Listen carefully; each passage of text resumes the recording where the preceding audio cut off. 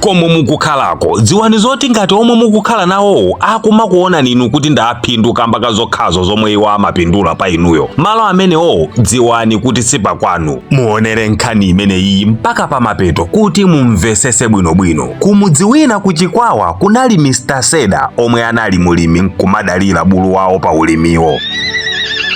Tsiku lina Aseda anayika zolimira pansana pa bulu kukutentha pasi pakulimba, koma bulu sanafowoke kapena kudandaula. Ankathamanga ndi ntchito tsiku ndi tsiku, kaya ndi lachitatu kaya la Mulungu, kukoka zokoka posaona kuti nzokuda kapena zolemera motani ngati msilikali. Ndipo pakutha kwa nthawi famu inali mbee kuchita kusangalasa m'maso ngati akololamo kale. Seda chimwemwe chosamba kamba kabulu amene yuyu anathamanga mpaka kumuhaga bulu, kumusisita nati iwe si chinyama wamba chabe koma ndiwe m'bale wanga weniweni mpaka kalekale. Bulu naye anali okondwa ndi kuyamikidwa kumene kuku. Madzulo a tsikulo Seda anamukwera buluyo nkumabwerera ku nyumba nkhope yowala ndi kukondwa. Asanamumange pomwe amamumangapo anamuhaganso kuntsutsuna nanenanso nati ndimapereka ulemu pa iwe ndiwe dolo kamiliyoni. Bulu anali okondwa komanso anali ndi peace of mind akamva zimene zizi, osati kamba kazokudya koma kuyamikiridwa kwakeko ndi kuzimva kufunikira kwake iye nkumanenepa. Tsiku lina Seda anaganiza zokadzala chimanga chakumunda kwake, ndipo anamusenzesa buluyo mapukusi a mbewu ya chimanga. Bulu sankadandaula olo ndi tsiku limodzi. Seda anali wachisangalalo zedi naye bulu nkumakhala ndi mtendere nayenso wa mumtima. Ankamuhaga nati iwe ndi patina wanga mpaka kalekale, popanda iwe ine si kanthu. Myezi inadusa ndipo chimanga chinafika pokolola. Seda anakolola ndipo anasenzesaso matumba a chimanga chomwecho bulu uja.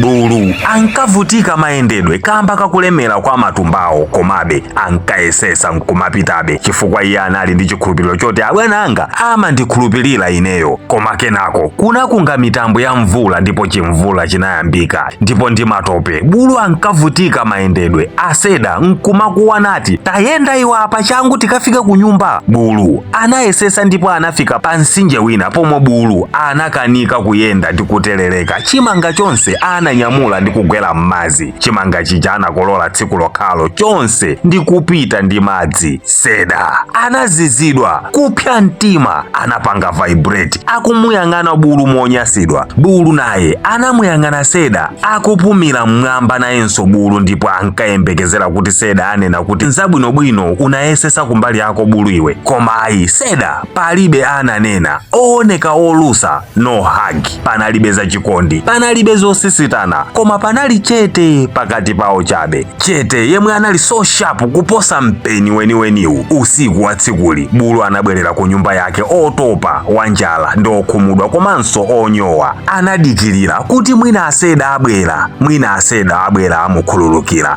mwina Aseda nkubwera ndi chokudya, koma Aseda sanabwere. Popanda chokudya, popanda madzi, popanda dzanja lomusisita, popanda mawu omuthokoza, bulu anangoyima chete. Anayimapo kenako anangomva kaphokoso kena kake, keche keche keche. Imeneyo inali chovero. Bulu pang'ono ndi pang'ono anatuluka panja, ndipo zomwe anaonazo magazi ake mpaka kuzizira. Seda atukukumba ukuku anali akukumba manda, atakwiya akuyankhula yekha nati ndimukwirira ineyo bulu amene yuyu mmenemu zazibwana ine sindimafuna. Ndi bulu opanda pake amene yuyu palibe chomusungiranso iyayi, ndimukwirire basa amene yuyu asowe pano. Bulu kukamwa kakasi m'maso mwa miyendo kunjenjemera nazifunsa yekha nati opanda pake ineyo lelolo, after ma sacrifices anga, after zabwino zonse ndawapangira Aseda, hard work osagona kuti iwo zawo ziwayendere, lero ndine useless kamba ka mistake yanga imodzi. Misonzi m'maso mwa bulu sanakuwe, sanapange zokangana, koma anangomuyang'ananso Seda kachikena komaliza, osati ndi mkwiyo koma kusweka mtima. Ndipo kenako bulu mbali ina yakholayo kunali khomo lina lotsekula. Anangotulukako nkumayenda nkumapita kopita osakudziwa, koma ataphunzira chinthu chimodzi chokha mmoyowu, choti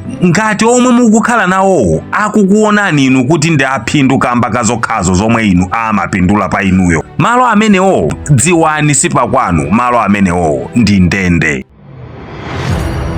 phunziro langa mu nkhani ndiloti izizi zikuchitikira anthu mamiliyoni ziko lapansi lino makamaka m'mabanja. Mboni ndizione Tiyamike Crispin, Hanifu Mpaso Belo, Majidu Richard ndi ena. Anthu munakwatirana bwinobwino, mamuna kuyesesa kuti banja lake lizisangalala, mkazi kumavala. Iye mwini kusakayo akuvala tinyangwita kudya mosalongosoka, tulo nkusamagona mokwanira. Mkazi akuliza mkonono, mavuto akata pachika pa iwe. Akadzuka ni makukonda dadi kamba kuti zonse zili bwino, koma kungopanga mistake imodzi yokha. Mistake yomweyo, mistake imodzimodziyo osaza kufunanso mpaka kalekale kulephera kumukumbusa kuchuluka kwa zabwino zomwe wakhala ukupanga poyerekeza ni mistake imodziyo. Dziwani chikondi chimene chocho sichinali chenicheni. Azimayi amatisamalira kuti tioneke madolo kwa anthu, amakhala azimayi ake omwewa akunyozekawa, kutichapira, kutisitira, kutisamalira mmakomomu, kutibisira zofoka zathu, kutichengetera tikadwala. Koma mkazi kungopanga mistake, kungogwesa chinthu china chake ndikuononga mistake imodzi yomweyo, abambo kuilima nyumba mpaka kangaude yense nyumba kudziwa kuti apapa pavuta. Ndipo pompo atipakira uzipita kwanu zopusa sinimapanga. Dziwani panalibe chikondi chenicheni pamene popo. Chikondi ndikupilirana pa zabwino ndi zoyipa zomwe, kuongolana mmene wina akufoka nzako akapanga mistake, pompo kuzuzula kuti akonze vutolo, mudzipitilira kuyenda mukusekererana. Chimene chocho ndiye chikondi chenicheni. Izizi sipabanja pokha, koma alipo anthu amene wawo ambiri oti mistake yako imodzi ikukwanira kufufuta ubwino wake onse wapangira kumbuyoku. Mistake yanu simatanthauza kuti muli useless ayi, koma ngati akukana kukukhululukirani, dziwani kuti mumapanga save munthu olakwika, bwana olakwika, kapena mumaona ngati mwapeza wachikondi koma ali olakwika. Osayembekezera munthu otanayamwapo bele kuti akhale okuuzani kufunikira kwanu. Musalole munthu omadwala kupanga jaji za kusafunikira kwanu, kusafunikira kapena kufunikira kwanu. Amakudziwa ndi Mulungu, ndipo ndiye muweruzi kuposa aweruzi a China mukuwadziwawa. Mulungu amadziwa zolinga zathu, mavuto athu, ubwino wathu. Kudziko kuno sitinabwerere munthu ayi, onsewa tikungokumana nawo munjira podikilira tsiku la kufa kwathu. Ndiye omwe samayamikira za ubwino wanu atalikireni, chifukwa ena amangokhala nanu kamba kazabwino zokhazo zomwe akuzifuna pa inuyo, kandi mbina kaya. Ena akukusekererani kamba kazomwe inu muli nazo, koma Mulungu amakhala nanu even mutatayika olo mutachimwa mochuluka bwanji, ati musaope. Mubwererebe kwa iyeyo, mulape machimo anu olo ali odzadza dziko lonse mpaka kugunda ku mitambo. Iyeyo amakhululuka. Komwe muliko nokha mukudziwa uchimo muli nawo, pemphani chikhululuko kwa Mulungu ndipo lonjezani kusadzabwerezanso uchimo. Mulungu alichire kukuyankhani. Ndine Dini Studios, ndathokoza kwambiri kamba koonera nkhani. Musayiwale kupanga like komanso kuyika comment kuti timve zomwe inu mukuganizapo za nkhani. Ndipo pamapeto pakenso osayiwala kupanga share ndi kupanga tag anzanu aja nawonso azamve nawo za uthengawu. Thank you.